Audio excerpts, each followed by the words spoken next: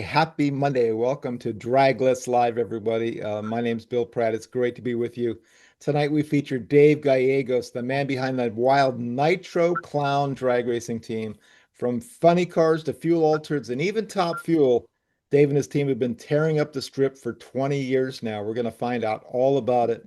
Before we talk to Dave, let's go to John real quick. John, how are you, sir? They're doing great here, Bill, and howdy from Houston, everybody. Please join us on the live chat.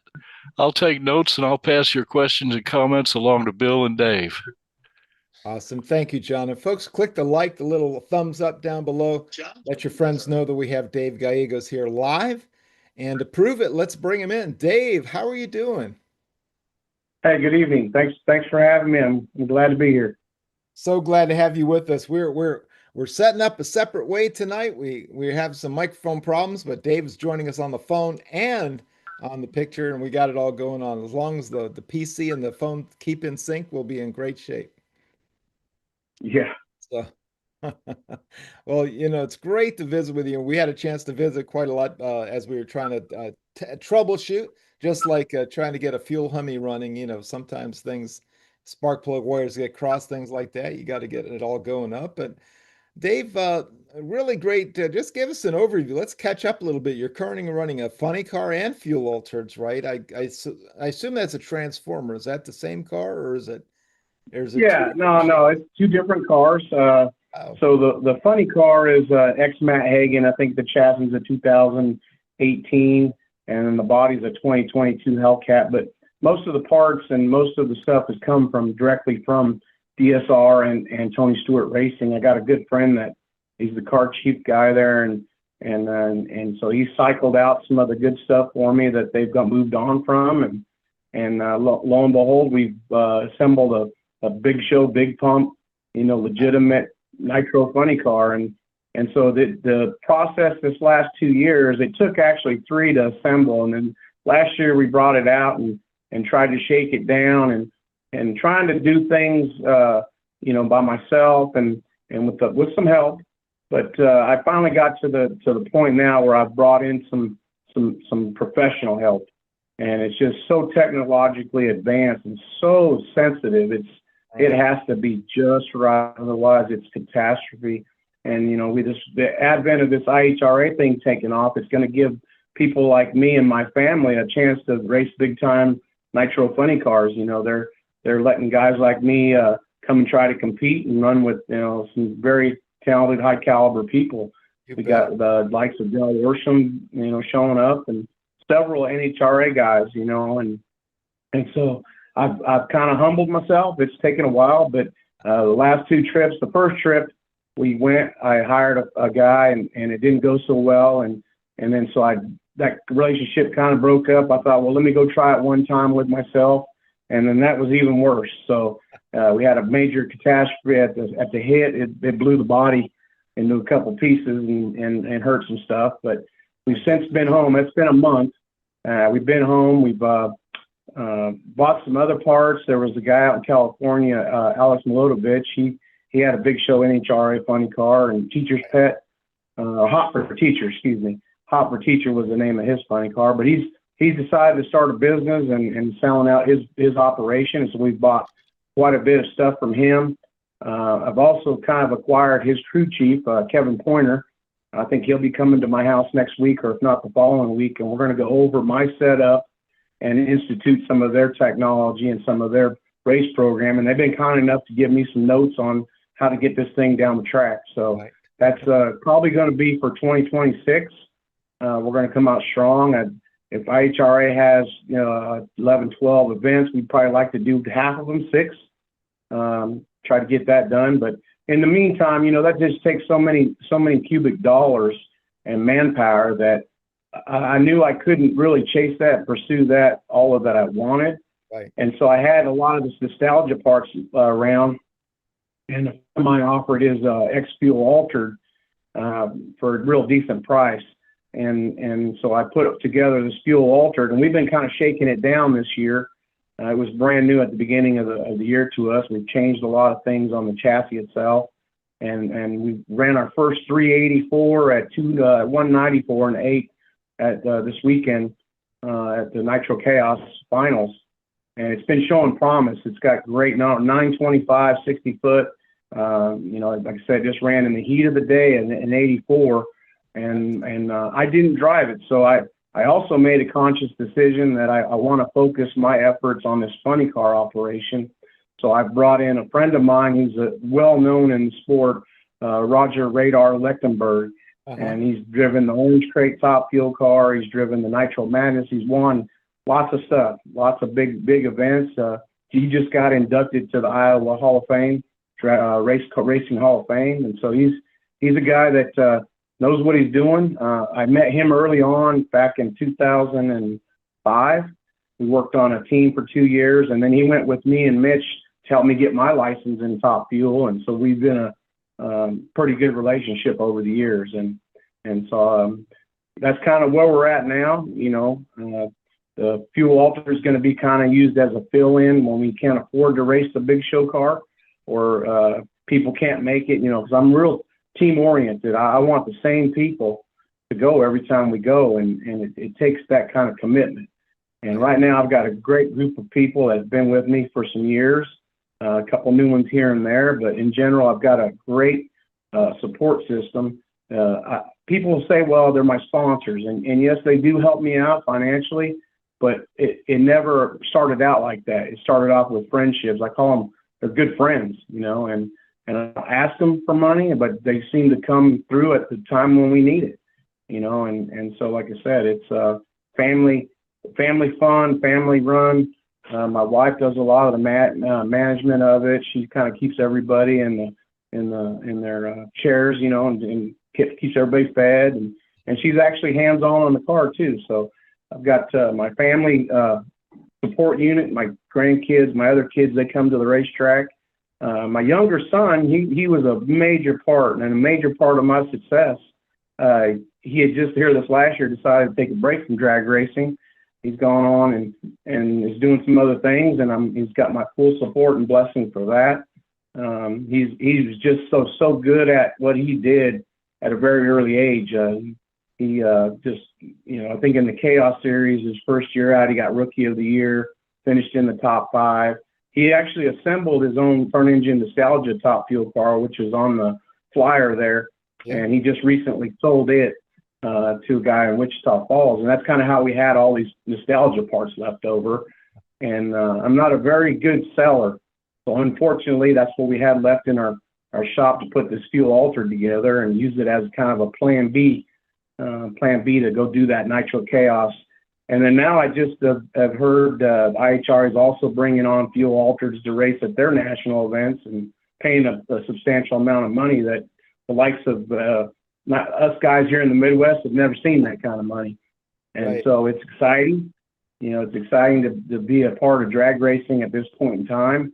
I'm just real blessed and real fortunate to have this thing going on right here in Manhattan, Kansas. In Kansas, there's not a lot of nitro history. There is some, we've got John Beebe and we've got a few others, but, I've always kind of prided myself on trying to do something that most Kansas don't even know about or want to know about, but we're doing it, and we've had some success. We've won some stuff in the Chaos, Funny Car Chaos and the Nitro Chaos, and we hope to carry that momentum into the IHRA soon, hopefully.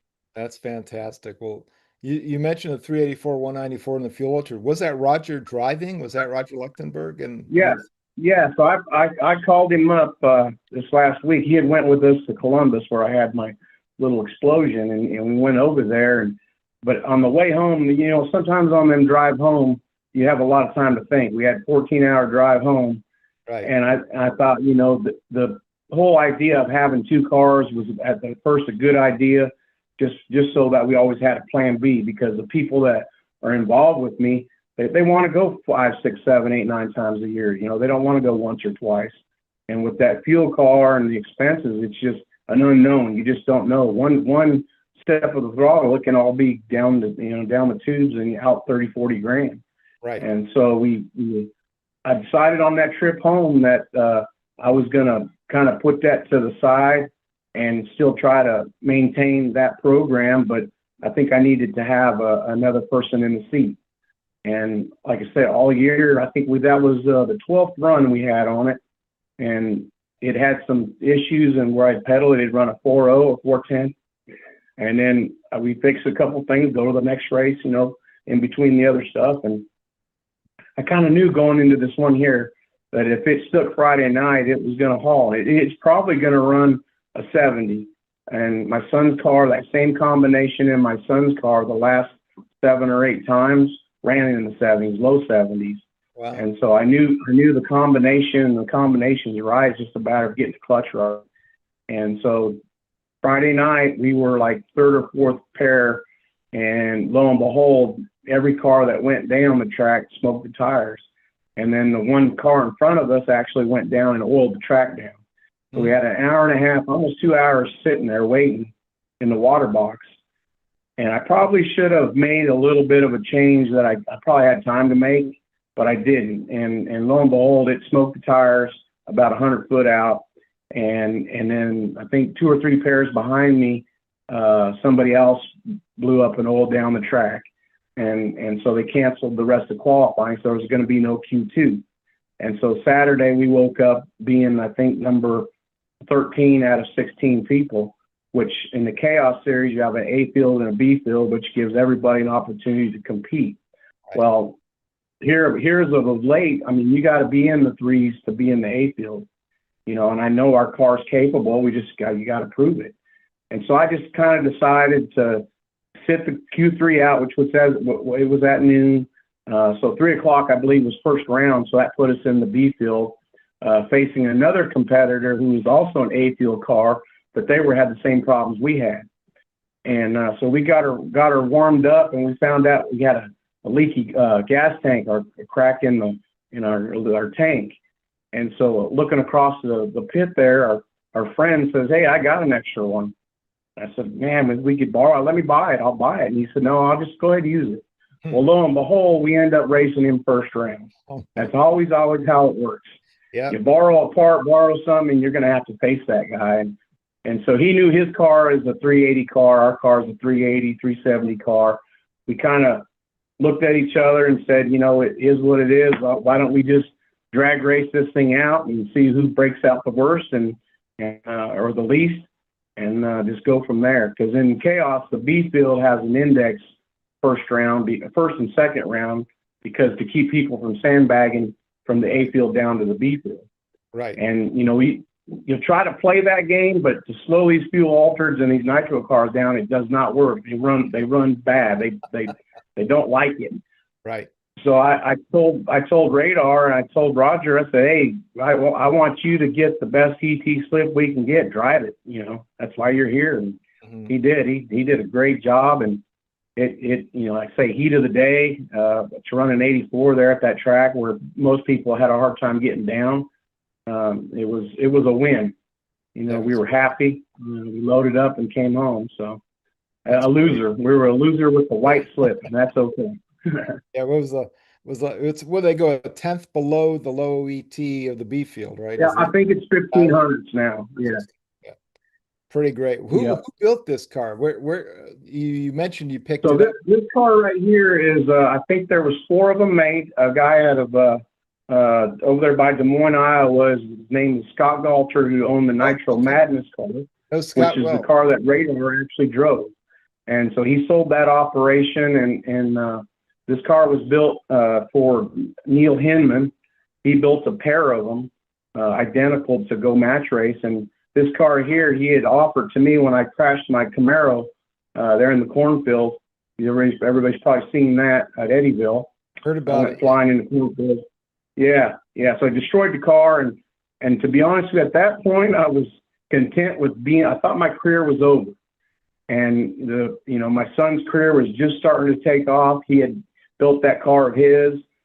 We took a lot of the drivetrain parts and put them into his car, plus the parts that he bought. And like I said, right off the bat, it took off, and he was Rookie of the Year and just a natural. And so that kind of sat on the back burner. And so when my son decided that he was going to sell his car, I called Neil, because Neil had kind of offered it to me. And I said, "Is the offer still stand?" He said, "Yeah." He said, "Come get it."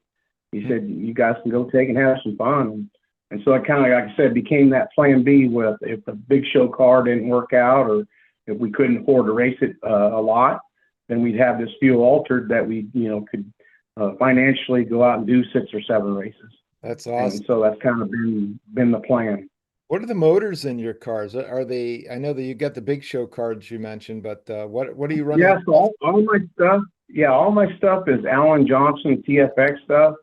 I've been real blessed to just get to one combination. Like the big show stuff's all 500 cubic inch stuff. And the Nostalgia is kind of its typical small pump, 21 to 30 gallon. They race like a 413 cubic inch, which is a 3 3/4 stroke with a longer rod, like a 7-inch 3/400. And it's a high revving deal. It's the combination that I got. That car, the Camaro, I originally got it from a guy in California, Richard Townsend, and they had the Nitroholic, I believe, out there in California. And so when Chaos, my friend Chris Graves, we were friends through Mitch King in that era.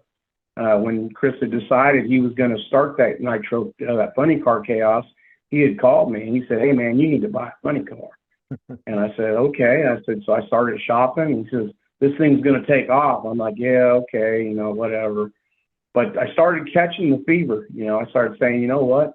Let's do this." Because prior to that, I had purchased a blown alcohol car. Like I said, I was out of racing there for a little bit, but I got a blown alcohol car from Bill Wyndham out in California, and he was partners out there with David Baca and that Top Fuel operation. And Bill has a Nostalgia Nitro Funny Car, the shakedown now here recently, but he had a super nice Topolino, and so I bought that thinking this will be just something easy and fun and inexpensive, and lo and behold, like the first race we take it to, there's a nitro fuel altered there firing up, and like I say, once you've done the nitro thing, it's just so hard to be satisfied with a blown alcohol car.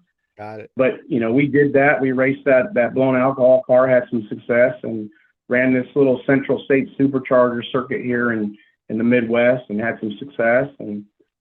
But every time we'd go, we'd go to some of the events, and there'd be a nitro car, and so that kind of, when Chris had called and said, "Hey, you need a nitro funny car, you need a funny car," it sparked our interest, and so I bought that car from California. And of course, on the flyer there, you got Pete Jensen.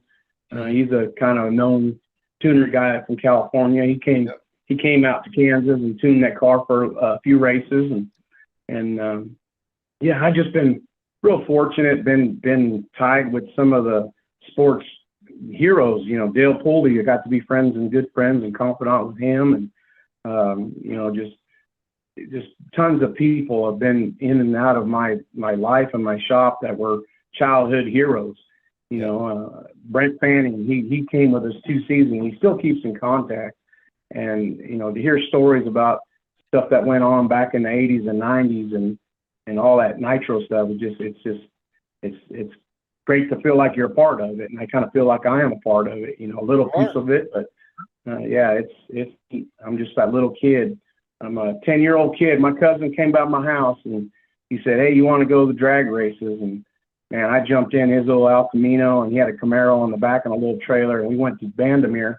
As 1970s, 78. I was 10 years old, and a couple fuel cars there at Doc Holliday and Tom Hoover, and they didn't even run real fast. But I had my memory is it kind of was like misty, but they ran, and it was just black, and man, that sights and smell and sound, it got me.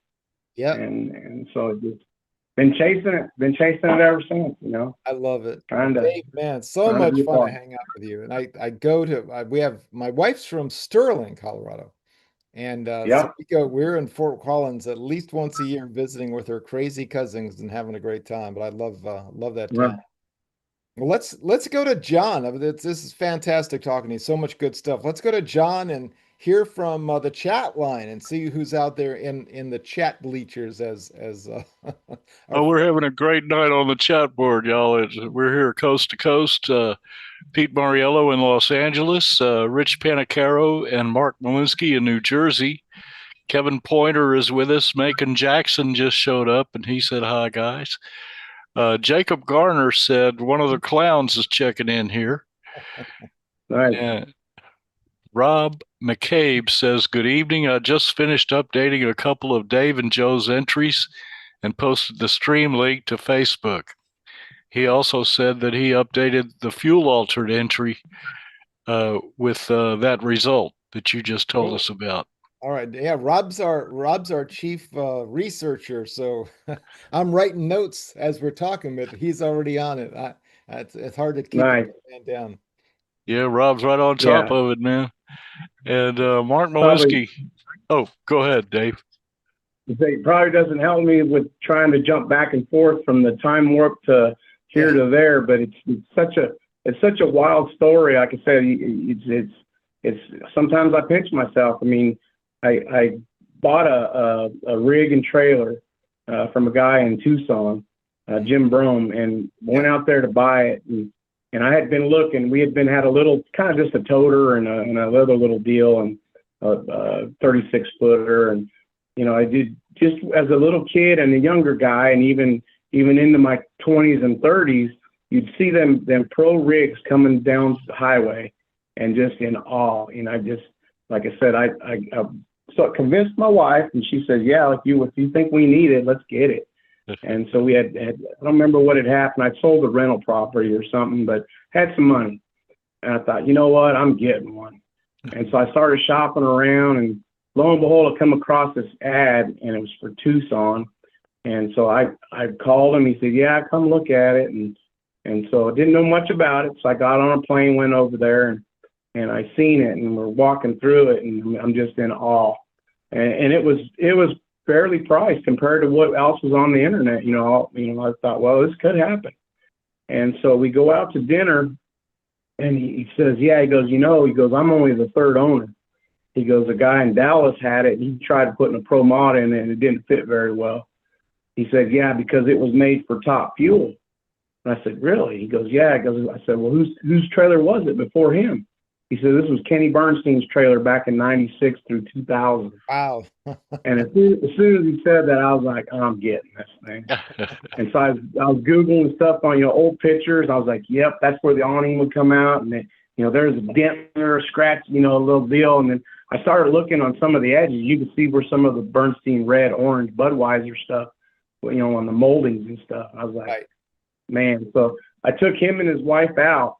And I tell this story, and we're sitting there, and I tried to being that guy, I'd lowball him. I'd say, here, man, look, I got this amount of money, I'll write you a check. And he's like, oh no, I can't do that. He goes, I'll let it sit here, and so I said, okay, I'm gonna do this one more time. And so I put the number a little bigger, and instead of pushing it over to him, I pushed it over to his wife. I said, what do you think of that? And she pushed it over to him, and she says, if you don't sell that to him, you ain't coming home. And he looked at her and looked at the number, and he goes, I said, look, there's another one in Dallas. I'm going to fly home from here. If you don't sell me this one, I'm going to Dallas, and I'm going to buy that one tomorrow. Yeah. And he goes, okay, it's yours. If you buy dinner tonight, it's yours. And so I got on that plane. He had his driver, ship it out, and I flew him back. But it was just like, when that thing came in my driveway, when it showed up, it was just like, ta-duh, it was like a child being born in our family. Yeah. And like I said, it's been a part of our family now for going on almost 10 years. And it's our home away from home, and to kind of feel that Kenny Bernstein vibe in it, that's the era where he broke 300 miles an hour. Yeah. And it's just, being a part of history, that little part. You're part of it, man. We got you and 127,000 others that we, that from 1950 until today, and everybody's just as important. Everybody's a part of the scene, and absolutely, it's so little chip of it, little chip here and there, and it's. I talk about the Kansas history. We got a guy here in town too, Billy Graham. Yeah. He had the $1 Million Baby, and he's a kind of a local icon of the who's who, and sure. And he's top alcohol, real serious hitter back in the 90s, and whatnot. And I just enjoy going over there and picking at him. And he gets grumpy and grouchy at me, and he don't want to. I have to kind of chisel out of him. But once I get him open, he starts giving me, you know, he beat Big Daddy a couple times at a couple events. Oh, he was huge. Nitro, yeah, as well, right? Big, you know, beautiful nitro cars in the 70s. Yeah. Yep. He had nice stuff, and like I said, that's part of the game. I do a lot of the designs on our T-shirts. I like that part of it. You know, like I said, now that I have these crews and stuff, these people that they become parts of my family, and to see their lives change because of this sport. Right. You know, to see them, you know, find their little niche in it. You know, because a lot of people, I think they sit on the fences there, or they go to these national events and have been following their heroes, and all of a sudden they go one time with Dave Gallegos, who isn't nobody, but they realize, hey, I am somebody, and we can be somebody. That's right. And then you put an effort into getting this fuel altered. I mean, we went, like I said, that was the 12th run before we got to go 3 seconds, and that's a lot of commitment, traveling all over the Midwest and wherever to go. You know, I think the first 2 times we went, it smoked the tires 3 times. We loaded up and had to go home, and to go back to work and bring it back to the shop and go over it again and again and try to figure it out. You know, I'm not a big math guy, not super smart, but there's a guy on my team that is, and you can figure out weight and, you know, and percentages. And so there's a place for everybody on these teams, and that's that's the beauty of it. You know, they feel at home, they feel like they're wanted and needed. And they are. They're absolutely. That's the most important formula. The most important part of a nitro team, a race team, is the team. Right. You can have all the money in the world. You can have all the parts. You can have all the nice rigs. If you don't have 7 or 8 people that you can count on with your life, it's literally your life. Right. And their life. You can get killed or maimed when they're pitched by one of these not being start right. Right. And so they know that, and they respect that, and they learn. And I think that's another thing that I've prided myself in is taking people and training them, you know, whether it's my way or the highway or the right way. It's safe. I haven't had any accidents per se as far as mechanically, you know, not procedural. You know, we've had some blow ups and some crashes, but that's kind of normal for that game. It's going to happen. So, right. Yeah. Dave, how fast have you personally gone in all the cars? But let's start with the altered.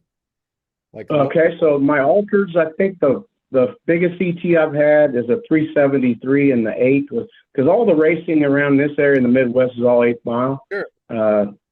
373 at either 201 or 199 in that range. I'll probably get some numbers confused. Now my son's car, it was like low 70s, 208, 210. His car ran really well. That 370 to like 208, were you saying? Yeah. His car, that motor and combination really loved his car, and he could drive it. And that was another thing. He was probably twice the driver that I am. I mean, he's just a natural. Driver enough. He makes more. Yeah, he made smart moves, and he was a smart, you know, make good decisions. And it showed, you know, he was, and I think the reason his car was maybe even a little faster or better is because his attention to detail was, you know, spot on every time. He was concerned about the threads hanging out of a bolt. Wow. Okay, Dave the bricklayer, it's got a nut and bolt, let's sand it. You know, and that's okay. That's just, I'm working on that. But that's the difference between being a winner and a champion. Right. You know, those little things is what creates champions. And I believe that and he's capable, or is capable, or will be capable if he comes back. And he taught me a lot about that. You know, there was times where we would, you know, I think we qualified at Dallas one time at the Chaos race, number 7 overall out of like 40 cars. And great runs in qualifying. Woke up the next morning, went to service, I went to warm it up. I was leaking out the rear main, took it apart, found out we had blackened the crank. And man, I was just like, no, we're taking some sandpaper, we're going to hit that thing, and we're going to go up there first round. And my son said, no, we're not going to do that. You know, we're going to take this home and get it fixed, and I'm not going to blow up a $30,000 engine over your pride and ego. And, you know, it was little times like that that made me, you know, understand what that meant. And my nature is, like I said, I'm a high risk, high reward, and also high explosion guy, you know, high painful tolerance. The sport was built on guys like you, you know. Right. Yeah. And that's, like I said, that was our relationship. It was a good balancing. He balanced me, you know, and so that was a thing that I could clearly see. That's why our program was getting better and is today what it is. Yeah. We've got that attention to detail, and so rewinding back, I think the Top Fuel thing, Mitch King. So I've driven for Mitch King and Bob Leverage, Leverage Top Fuel. Yeah, got both ones on the list. Yeah, so I got trying to think. My ET with the leverages weren't very good. I think 505 at 185 or 190, something like that was with them. That was in their beginning years. They had just converted over from A Fuel to Top Fuel. Bob Sr. had called me. He said, I need your help. And so I went and gave him the help that I could. I raced with him like 3 or 4 events. I think by the 3rd event, we qualified at their first ever deal. And then a guy by the name of Smack Smith, he came along and was going to rent their car. Yeah. And I was perfectly okay with that. You know, I was just like, hey, that's fine. You know, he was visibly upset, like he didn't want it to end. But I said, hey, you're not, you know, I'm not paying you nothing. I'm just doing this because I love it. And this guy's going to pay you. It's a smart move. Let him pay you. And so at that point, I moved on to purchasing a X-Tim Wilkerson car, Nitro Funny Car. That didn't work out. I brought it home. I purchased it, spent my whole life savings, got it home. And then that's right about 2010 when John Force crashed in Dallas and his car broke in half. And so NHRA had changed the rule on the tubing thickness of the chassis. So it became obsolete. I had a high dollar piece of yard art that was never going to certify in America. And so I did a couple match races with it. A couple of outlaw tracks booked me in. We had some fun with it. But I had, in the middle of the night, just kind of woke up and said, hey, you know what, I need to sell this thing.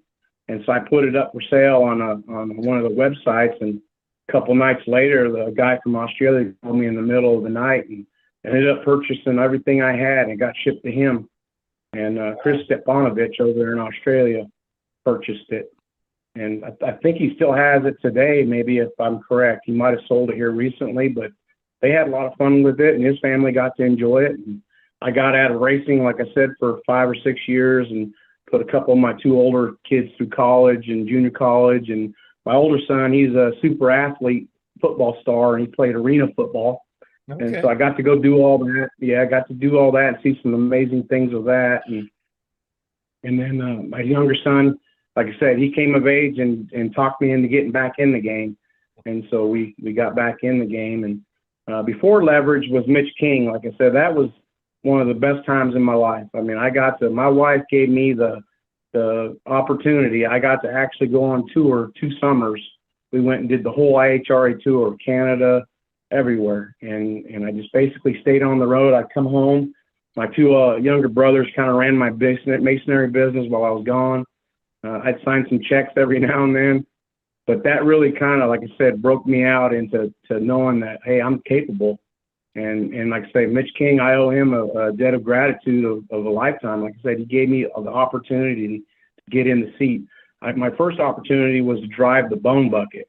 And the Bone Bucket Fuel Altered is one of the, at that time, and even today, it's probably top 5. It was, back then, it was the fastest for sure. Yeah, it was one of the fastest things on the planet. And I got in it and made 3 or 4 runs. And I think it was either on my 4th or 5th run, I actually flipped it over in reverse. There's a deal down there in Lufkin, Texas. They have the Outlaw Fuel Altered Shootout or something. And I had the clutch locked up on me, and I turned it just right before the Christmas tree and flipped it over. And you know, Mitch being a good dude, he just said, hey, look, you get bucked off the horse, man. You're either going to get on it or you may never get on it again. Yeah. And then he kind of looked at me and he said, "Hey, if you don't get in it, I got to get in it because we need that gas money, because we hadn't qualified yet." Yeah. And so he talked me into it. I got back in it and made another run and ended up qualifying. And like I said, from there on, he got me in the seat of his top fuel cars, and I got to do 3 or 4 national events with that, and Right. just experience it, live it, and eat bologna sandwiches out there on the road, do your laundry at the laundromat every 4 or 5 days. It was a great time in my life. Joining a proud long tradition of nitro racers. Like crisscross. Yeah. Back then got to meet great people, Bobby Lagana and Scotty Cannon signed my top fuel license, and Litton invited me to his shop. If everybody gets a chance out there in Indy, he's got a old classic kind of a museum, and it's nice. It's cool, like an old town inside the shop.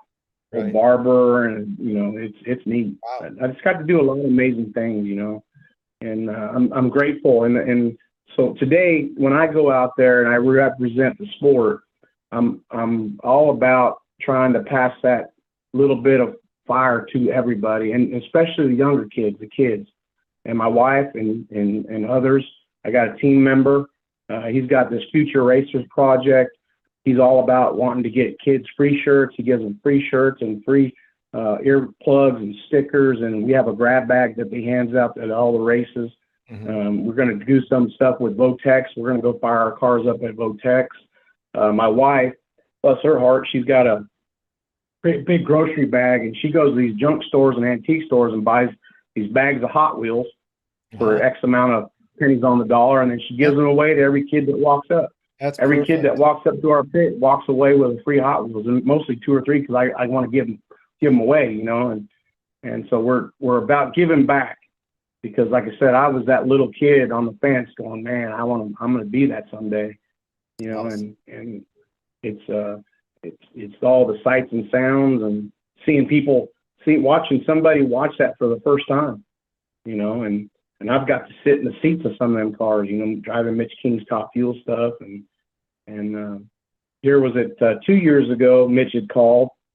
Mitch had been out of racing for a while, but he called me and says, "Hey, I'm going to go hang out at one of the races." I said, "Come on." And so Scott Palmer was there, and we were in Eddyville, Iowa. And I think I qualified number 2 with the 373 that I was telling you about. Mm-hmm. And of course, Scott Palmer had to show up with his top fuel car and went a 321 at 260 mile an hour there at Eddyville. And what car were number 2? Was it the Bone Bucket? No, so I was driving my fuel altered, which was that Camaro with the T bucket and the Magera wing. That was a transformer. Got it. And so we would switch bodies back and forth with it. And then Mitch shows up and he says, "Man, I'm getting back in it."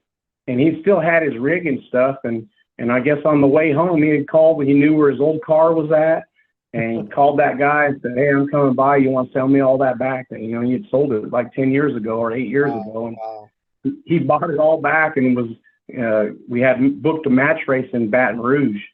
And he called me again. He said, "Yeah, I'm buying another top fuel car from Terry Haddock. It's a big cage." He goes, "You want to drive one?" I'm like, "Heck yeah." Which kind of gave me a little incentive. I went on a big diet and lost a few pounds, and there you go. We went and did that. And then people down there in Baton Rouge hadn't seen a drag race in like 20 years. In a while. It was like a long time. Yeah. And so we went down, and the crowd went crazy. Went just plumb crazy over it. And I think Mitch went a 330, and I went like a 341 at 250s, and it was neat to get back in there. And I went right down through there, and I hadn't been in a top fuel car in a long time. And his crew chief, Donnie Bender, he was like, "Man, you still got it. You can do it." It was kind of cool. It's kind of got to redo that. And then my son, Joe, he actually was trying to get a top fuel license. Mitch let Joe, my son, get 3 or 4 runs in his car, and it didn't really ever pan out for anything. But just like I said, the opportunities that we've had just been amazing. You A know, 5:55. Didn't Joe go five? Was it on the quarter or maybe like showing a 5:55 somewhere, 2:55, or that might have been you earlier, long time ago. that might have been me in my funny car. Yeah, Yeah, yeah. pretty great. Well, you got a couple more minutes to see what folks on the chat have to say. We're Sure. running, we're running out of time, but I mean, I'm willing to keep on rolling if you're into it. I don't know what your schedule Yeah. looks like, but Got any questions? No, it sounds I'm great. here to John, answer questions. what do we got out there, John? Well, I tell you what, we're spellbound with Dave's stories, man. These are great stories, Dave. Mark Malinsky, this is going back 15 minutes from where we're at now. He said the IHRA is opening the door for some excellent racers. And Rich Panicaro asked where you're located, Dave. Yeah, so I'm in Manhattan, Kansas. It's probably about 50 minutes west of Topeka, and about an hour and a half west of Kansas City. Okay. And yeah, I can't say enough about the IHRA and the guy that's putting that on and reviving that. I'm telling you, I've never seen anything. Even the old IHRA was cool and fun, but this guy is over and above. He has gone over and above. He's given Friday nights and Friday at lunch. He provides all the racers. I'm not talking about just a few. I'm talking about everybody gets a plate to eat at this little banquet place. He has a trailer transporter that comes off 2 awnings, and it's like the $35-$40 a plate type food. It is high buck, great food, lunch and dinner, and then Saturday the same thing. And then with the first event we went to, it's like 7:15 in the morning, and I'm there kind of getting the pit set up and some stuff moved around. And I turn around, there's this guy bringing 20 pounds bags of ice off of a forklift, and he goes, here, and I'm like, I look at, man, it's the owner. It's this guy's actually out there handing out bags of free ice every day. It ain't at just one event. It ain't just because it was hot. It's at every event. And you got so much ice there. It's, that's kind of one of them pet peeves. You got to run and go get ice in the morning. Not at an IHRA event. They're bringing it to you. They got just an amazing facility upgrades on all these tracks that they're buying. It's right downtown, man. It's just, big screens. Not only do they have a big screen, flat screen on the track, they've also got one in the pit for the racers to hang out, the racers' wives to hang out. Wow. Yeah, Nice. it's amazing. That's it's amazing. Great.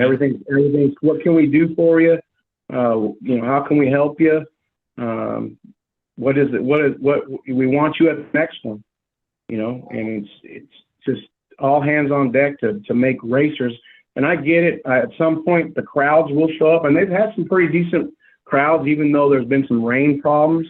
Another story I got for you is my friend who races Funny Car, his wife and some other people there were at one of the dinners, and she was sitting next to a well-dressed guy looking like a pilot. And it turns out he is the pilot. He's the guy that flies the helicopter. And she's like in a small talk, and hey man, that's one of my bucket lists. Man, that's crazy. I'd be wild. Well, so they finish dinner, they go back to their pit, and about 45, 50 minutes later, here comes the owner and that pilot. And he says, yeah, grab your stuff, you, and go with him. What? And they take them 3 people in a helicopter ride all over Columbus, and they fly down the strip. I mean, yeah. Who does that? Yeah. I mean, there's story after story of that, and the minute I blew up, like I said, I got towed off, and their guys, their officials, their safety guys were over there at my pit making sure everything was okay. They was asking what had happened. Do we know what had happened? I mean, they were all hands deck. Do you need some help to come over here to maybe help sort you out? I mean, it was amazing. It was really amazing. Wow. Go home, get it fixed, come back is what they said. I love it. Who else we got, John? Well, let's see.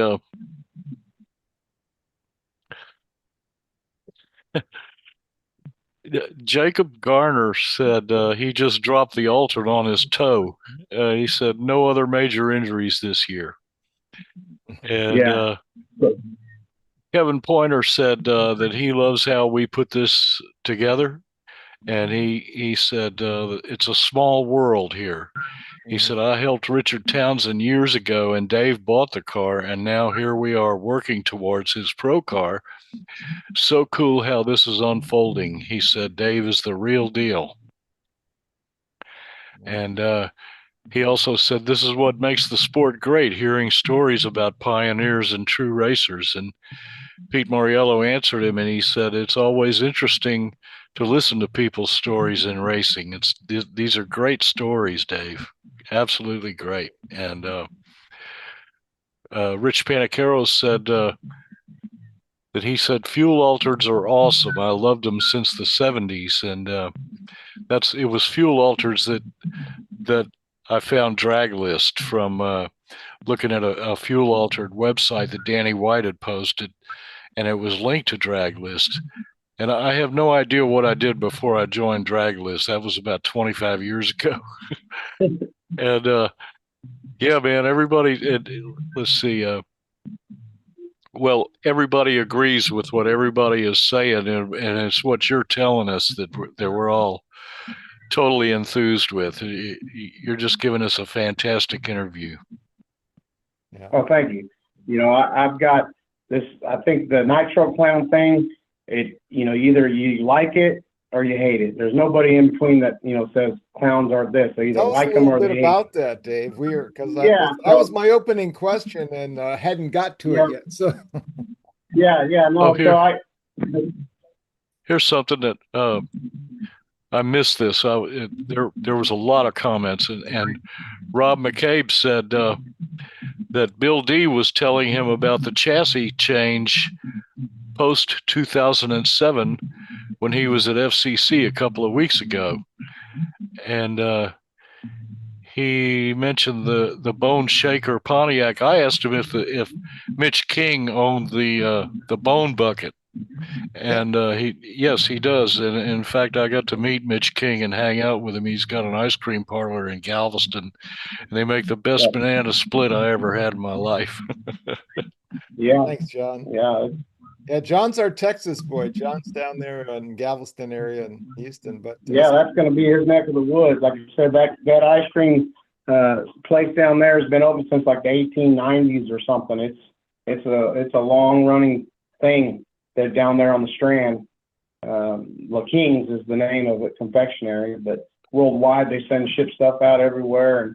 And like I said, Mitch is, if you've ever met Mitch, he's one of a kind. They broke the mold with that dude and they threw it away. That's right. He's just, yeah. I feel like we've got another one here, Dave. Tell us about that Nitro Clown moniker. Okay, yeah. So anyway, I buy that with Tim Wilkerson car, right? Matter of fact, Chris Graves sends me up to Sioux City, Iowa to purchase it. There's these two brothers called the Christensen brothers. They were partners with Tim Wilkerson. And so they broke up and they had this funny car. So I bring it home and I think, because I'm doing all this IHRA thing, I'm thinking I'm going to go rock the IHRA. I'm going to show John Forrest who Dave Gallegos is. And so we get it home, we're messing with it. First thing, I called Tim Wilkerson and he says, yeah, you better for sure take the rods and throw them in the trash. I said, okay. So I ordered a couple, 2-3 sets of rods and we're taking it apart, putting it back together. And it's taking some time because we're marking everything, measuring everything, diagramming, just what everything is. So that way, when we know when we put this or blow it up, what we got to do to get it back. So on a Saturday, I have this kind of open house where all my friends and family and pretty much just the whole neighborhood and the whole where my business was at, the company around us, they were all there. And so I learned a lesson that day. And the lesson is you pre-start them before the parties. So we go to crank this thing, right? And lo and behold, we ended up having the mags in backwards, 180 out. And when that's done, it's frightening. They bang and pop, and everybody's running for cover. And so after about 2 tries of that, my youngest daughter, Gabriella, had kind of walked in the door during one of them backfires.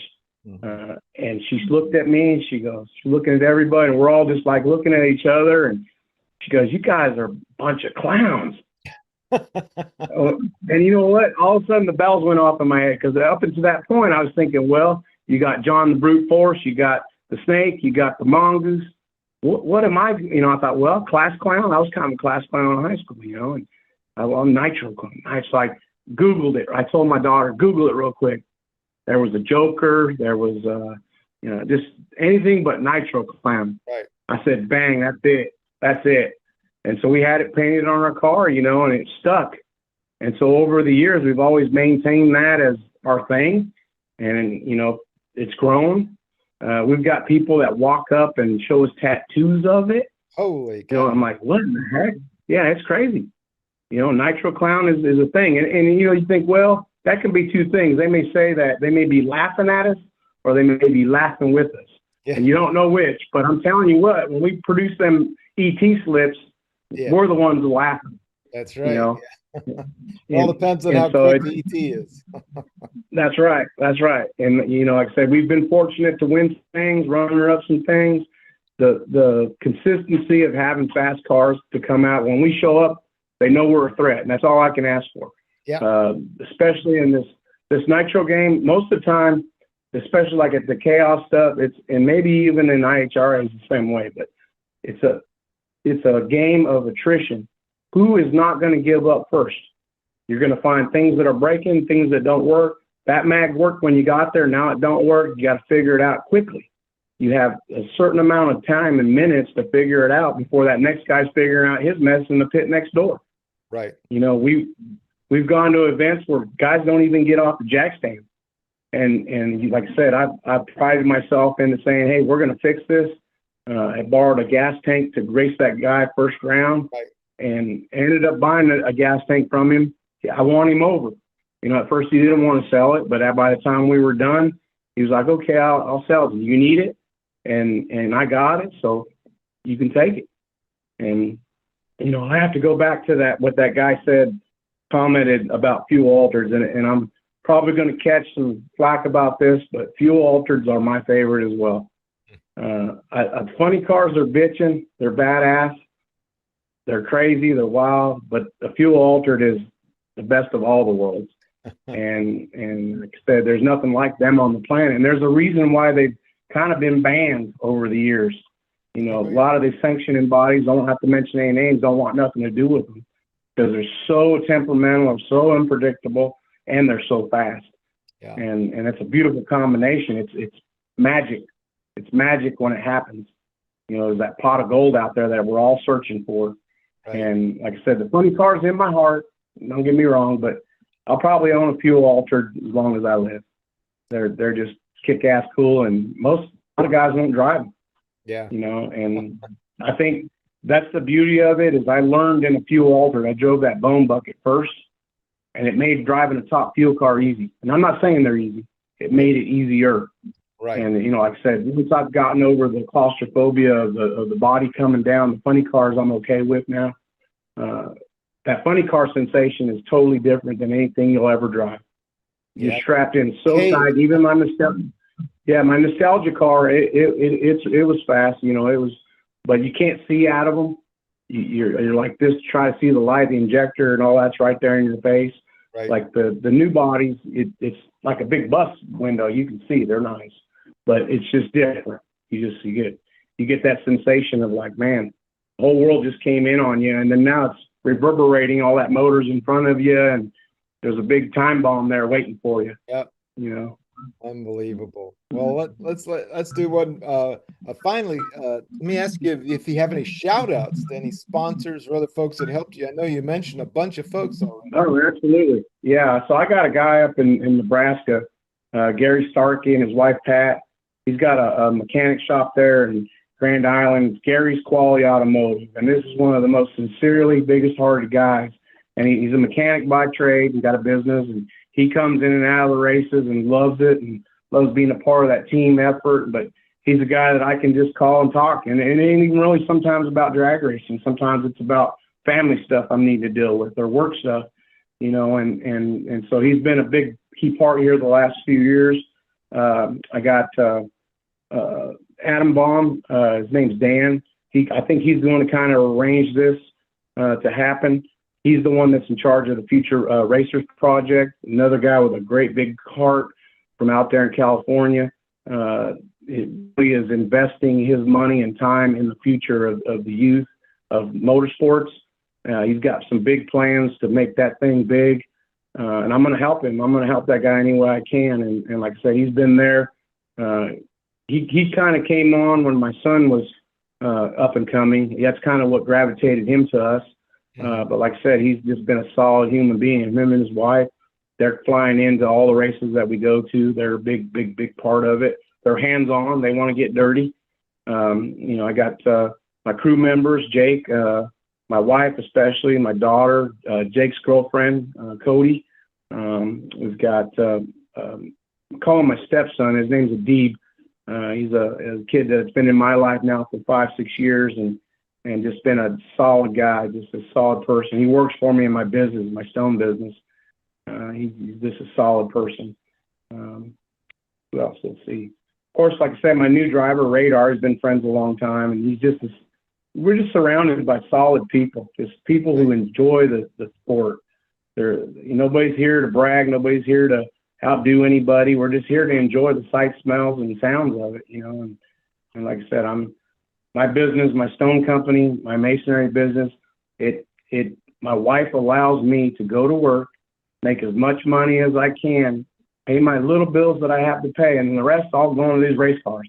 And so 35-year marriage, that's our formula. Take care of business and then get to go play.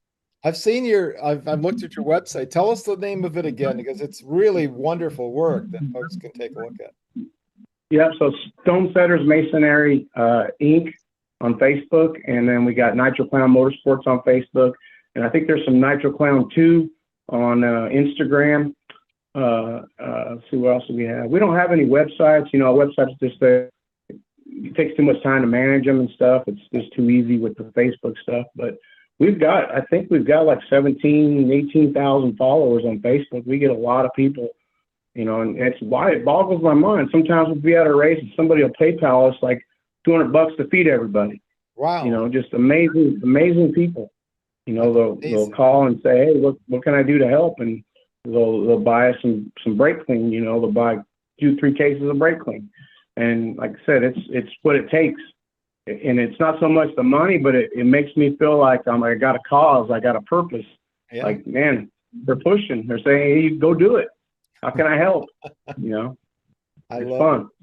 Let's check in one more time with John. Anybody out there with a final thought for Dave before we cut him loose? I wonder how your phone's hanging in there. How's the battery life look? Yeah, Dale Broderick showed up, and it's great to have you with us. Dale, hadn't seen you here in a while, and he said he's been watching Rich's car build, and it looks great. And Rich Panicaro said it looks like the IHRA is going to put NHRA out of business. I don't know about that, but it's great to have him back. That's for sure. Well, it's absolutely. There's a difference between those two organizations. I understand that, but I appreciate the IHRA guys a little more, because you don't have to have $25 million to run the IHRA season. You can do it just like real people do, That's just my opinion. Right. And just from corporate America, the NHRA is $1 billion company race. It's the 3 or 4 billionaires that are just got to run the table there. And guys like me can show up and try to get some 16 money, but IHRA is giving everybody a legitimate chance to win $50K in a national event. And you don't have to run a 369 or a 389. You can just get down the track. And I think the great equalizer in fuel racing is the track surfaces that you go to. And in an NHRA, the tracks are prepped and primed, and everything's so tight, it doesn't give a guy like me a chance. But these other backroads tracks, I call them, it's, where I've been racing, the last 10 years and some of the semi-pro stuff. So we'll get a handle of it, and we get our car to go A to B, and it won't be long. I've seen guys that just started, Dan Hicks, he won a national event. That Lex June guy, he won a national event, and he couldn't hardly, make the top 10. And so, like I said, it's just a different vibe. And like you say, NHRA is for a purpose. It's got its deal. It's got its following, and that's okay. And like you say, I'm glad that that's back and it's here, because it's given a multitude of people, not just, 5 or 6 guys. I mean, we're talking about 700 people. I think they said they had 700 competitors at the last event. Wow. And that's a lot of drag racers. Yeah. That's a lot of racers. Right. Yeah, that's great. I love the old AHRA, which is out your way, right? That's where Billy Graham and those guys used to run and play for, Tulsa. Yeah, and it was just a different vibe. It was because the tracks were different. I don't say not as good, but they were different. You really had the track tune. You really had to, lots of upsets. It was just great. Of course, Garlits was always Garlits, and Weeby was always Weeby, and Jerry Ruth was always Jerry Ruth. You can't. But it was just a different vibe, and I just root for all, because I'm a '70s drag racing guy, and I loved it all, and all the fuel cars, all the pro stocks, all the alcohol cars, and glad to know almost every person you've mentioned tonight I've met or talked to. Yeah, and then online, if not in person. Met Roger Lechtenberg sitting in the staging lanes at Eddyville a couple years ago. I'd known he was, of course, but we went up and were chatting, and I don't know if it's the Orange Crate there or one of the other. It was a nostalgia fueler, but super guy, of course. So I'm really glad to hear you guys are together. But man, it's been a fantastic evening chatting with you, Dave. Any final thoughts for the folks out there? I'd love to get you back on here. Let us go try some more stuff, and we'll come back maybe next summer and give you an update, see where this other thing's going, and see if we've got some success to brag about. But I'm not a quitter, and I'm not going to give up, and I'm too invested in this. I have no retirement package, so I got to keep going forward. I got to keep going with this funny car thing. This fuel thing is going to pay off someday. There you go. Some of the 50K IHRA money for retirement savings. Yeah. All right. Thank you so much. Ladies and gentlemen, Dave Gallegos, the Nitro Clown. No laughing matter. He's the real deal. Thank you so much, sir. Great talking with you. Thanks. All right. All right. Keep in touch. Will do. All right. Farewell to Dave. He was fantastic. Holy cow, guys. That was great. Let me turn everything off here and turn it over to John Bachman for this week's JB's Take and the Racer of the Week. John, take it away. Thanks, BP. My pick for Racer of the Week is Leslie Horn from Chesnee, South Carolina. It is truly an honor to feature him tonight. Leslie is a championship-winning drag racer and the current owner of the Southeast Gassers Association. His car is a 1955 Chevy 210 Post, built to meet the strict Sega rules. It features a straight axle front end and is powered by a Fulton Power 477 cubic inch big block Chevy. It includes a Ram single disc clutch and a G-Force 101A 4-speed transmission. Up top, it runs an old school TR2 tunnel Ram intake, and out back a Moser 9-inch rear, and puts the power to the ground. He tries to keep the car as period correct to 1967 as possible, using vintage parts like magnesium wheels, valve covers, intakes, and more, which are just a few of the many authentic pieces that bring this build back in time. He made his racing debut with Sega in June 2018 at Myrtle Beach Dragway, driving a 1962 Chevy 2 wagon known as the Stud Muffin in the C-Gas class. Despite only racing in 5 events that year, his passion and performance earned him the Rookie of the Year award. In 2019, he partnered with Brian Harris Race Cars and legends Gene Fulton and Carburetor Bob, forming a powerhouse team. That year, he broke the ET record 7 times and went on to win the C-Gas World Championship. Chasing a new challenge, Leslie moved up to the A-Gas class in 2010, driving a 55 Chevy called the Chick Magnet. The transition was a major learning curve, but he reached the finals at 4 events, reset the ET record 5 times, and finished 4th overall. His momentum continued into 2021, where he was locked in a season-long points battle. He secured 3 wins and came just 1 round short of the championship. Well, in 2022, after a few key upgrades, Leslie came out swinging, winning the first 3 races, breaking the ET record 3 more times, and clinching the A-Gas World Championship. He made Sega history as the first driver and owner to win championships in multiple gas classes. In 2023, he finished as runner-up in the A-Gas Points Championship and made headlines in November by purchasing the Sega organization from founder Quayne Stott, stepping into leadership as the new owner. The 2024 season marked another major victory as Leslie captured the A-Gas World Championship once again and set a new class world record of 5.169 seconds, a record he still holds. With the 2025 season underway, he currently leads in points, continuing to raise the bar in gasser racing. Leslie credits his success to the incredible team behind him, including his son and crew chief Logan Horn, carburetor Bob Jabo, chassis tuner Brian Harris, and backup girl Robin Harris. He also thanks Gene Fulton, Stacy Hall, and Clay Hare at Fulton Race Engines, Roby Myrick at G-Force Transmissions, Pat and Mike Norcia at Ram Clutches, and Marty and Terry Robbins at Robbins Repairables for their support throughout the years. A very special tribute goes to Kathleen Szabo, whose dedication, support, and presence played a vital role in the team's journey, though she left us on April the 17th, 2025, and is no longer with us. Her impact is lasting and deeply felt. Lastly, Leslie offers sincere thanks to the Sega staff and every racer who shows up, competes, and helps keep the spirit of old-school drag racing alive.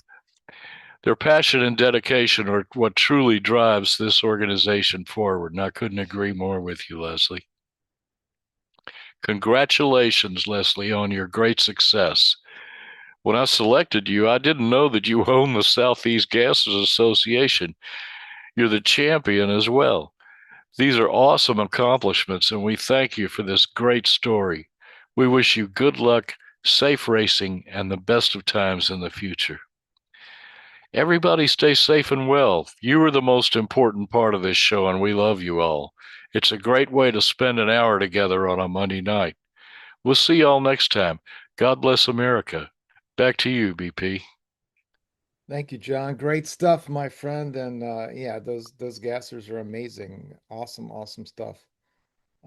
Let us go on to talk about what's coming up. So I'm talking about live events. That is the 2025 USA1 Drag Fest at Bruce Larson's house. Man, I cannot believe it is October already. Coming up October 18th. 2025, the Saturday up at Stony Creek Barn up there in beautiful Dauphin, Pennsylvania. I will be there. Mr. Jack Red, Jack approved, will be rolling up with me. And of course, we'll see a ton of our friends there as well. Of course, Mr. USA1 himself, Bruce Larson. So please join us, 2025 USA1 Drag Fest. It's coming up, man. It's like, what is this, 10 days away? That's like 12 days away. So we'll see you there. Upcoming guests, thanks to Miss Kay and Mr. Pete. Lots of great upcoming guest folks next Monday night. Steve Macklin, the funny car racer out of the great state of Utah, will be joining us. Coming up on the 20th, Kai Michelson, the Rocket Man, will return and share his stories of, hydrogen-powered excellence. On the 27th, Christine Foster from Foster Racing, Top Alcohol Funny Car, will be joining us.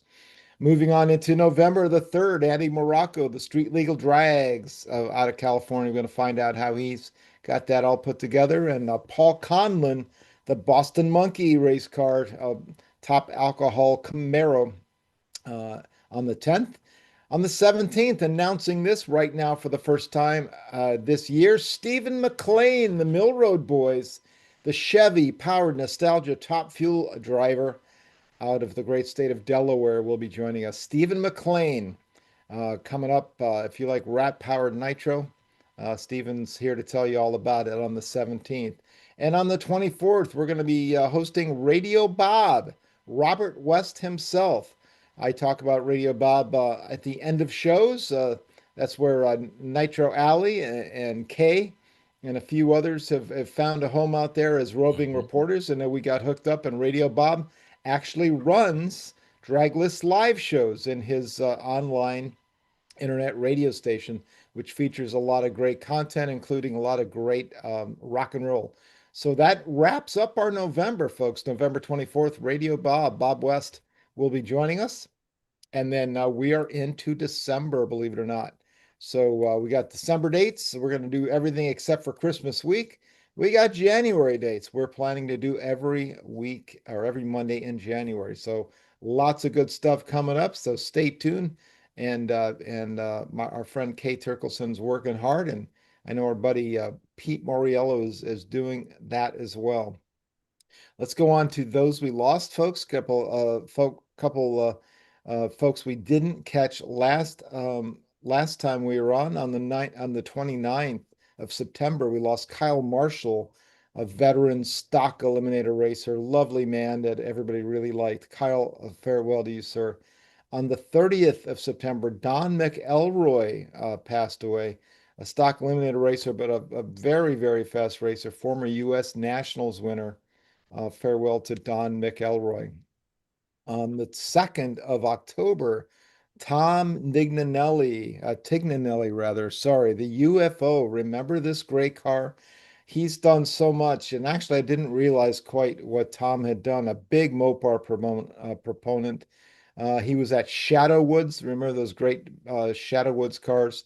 He built the UFO, the great, like basically a early funny car, mid-60s car. He ran dynos at Woodward Garage. He was a test driver at the Woodward Garage CUDA. He invented the twin plug Hemi, still seen in some Top Fuel today.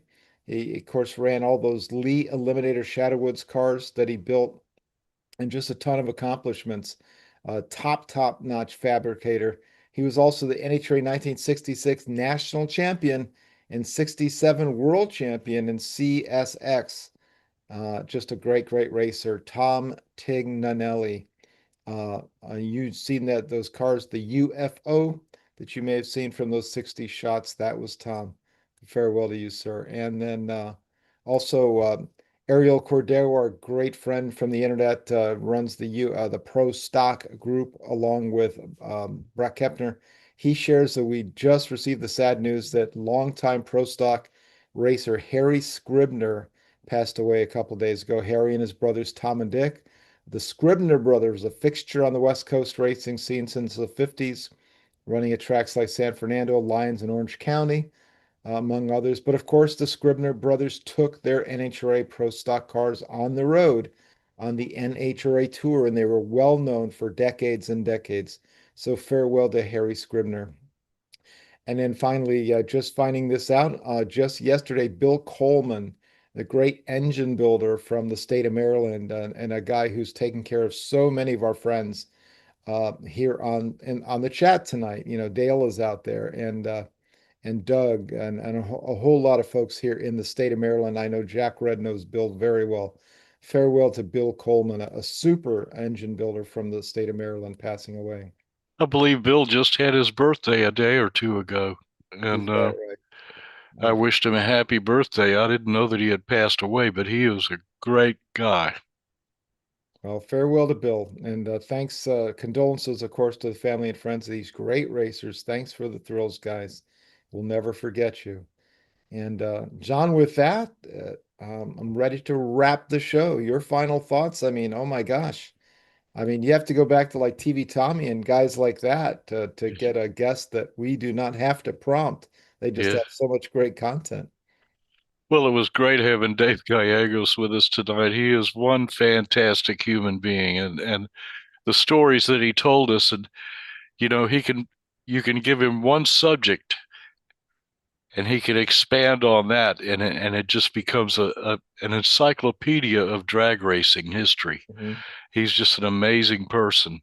And I absolutely wish him the best in what he's doing. I think he's doing the right thing, racing in an IHRA, and him and his contemporaries are doing a great thing, and so is the IHRA. I'm just really happy to hear about all of it. Heck yeah. And of course, Chris Graves and his outstanding Funny Car Chaos circuit, which, I mean, Brett and I were talking about that years ago when Chris, and I remember I was actually at the Hot Rod reunion in Bowling Green once when Chris was telling me what he wanted to do. I'm like, wow, that's something, man. So you're gonna have funny cars of all sorts, and you're gonna run them in the middle of the country, and you're gonna have anybody gonna come watch this, And he's just rocked and rolled with that. It's the coolest circuit. So Well, of course, I'm just thrilled that the IHRA finally got it right. They had some years that went by where everybody was going, "Hey, man, what's up with you guys?" I mean, they seem to make one mistake after another, and then all of a sudden they have new ownership, yeah. and it's just working out great for so many racers. Like he said, there were 700 cars entered in that last national event that they had, and I remember the Diamond P years, when I used to watch their events on TV, on cable TV with Steve Evans, and that was a great time for drag racing. It wasn't NHRA, it was IHRA, and that's how it is now, man. I'm happy for them. Well, let's not forget our friend Brett Kepner, who, by the way, I saw a couple of great Brett Kepner IHRA broadcasts from Bristol, 1985, Right. the other day, and from Cincinnati, the great racetrack down there. Good stuff. And anyway, so it's takes some money, takes some gumption, takes some folks who are willing to put it out there. But it sounds like the new gentleman has really got it going on. I would love to actually get him on the show. I'm gonna send Kay on a mission. But anyway, thank you, John. And as always, want to thank Dave Gallegos, who was fantastic. The passion was just coming through. You could tell he lives it, and just so exciting to talk with him. John Bachman, of course, my brother. Thank you, sir. Kate Turkelson, Pete Moriello, Rob McCabe, who not only does the lists, but he, hangs out and writes live drag list updates as we are on the show. I love it. David Oakes with his great photos, Melba Shore with his great 50s updates. Ron Toombs, John Mernon, who's really put some amazing photos up. I always got to thank all of our great photographer friends. These great photographers have all authorized us to put those photos on Draglist. They're not charging us a dime. We're illustrating those lists, and John Mernon's helping us do that. And of course, Jeff Gilder of Zeus Digital Marketing and Racers Reunion, who got us started many, many moons ago. Almost, gosh, it's not almost, it's over 15 years we've been on the air. Can you believe it? I cannot. Just time just flies. Thanks in heaven to Danny White, the man himself. Thinking a lot about Danny recently. I was doing some updates, and I'm going back through the drag lists and doing some cleanup and just making sure that we've got all the stuff right now. And I'm up through 1996 now, about halfway through 1996, just reviewing all the entries. Still lots to do. Believe me, there's tons of missing ETs, tons of stuff that we need to, kind of pull together. But anyway, I've seen a lot of his stuff and it made me think about him and made me smile. Gina White too, who's done a lot, and John Bockelman too, with a lot of entries by John as well.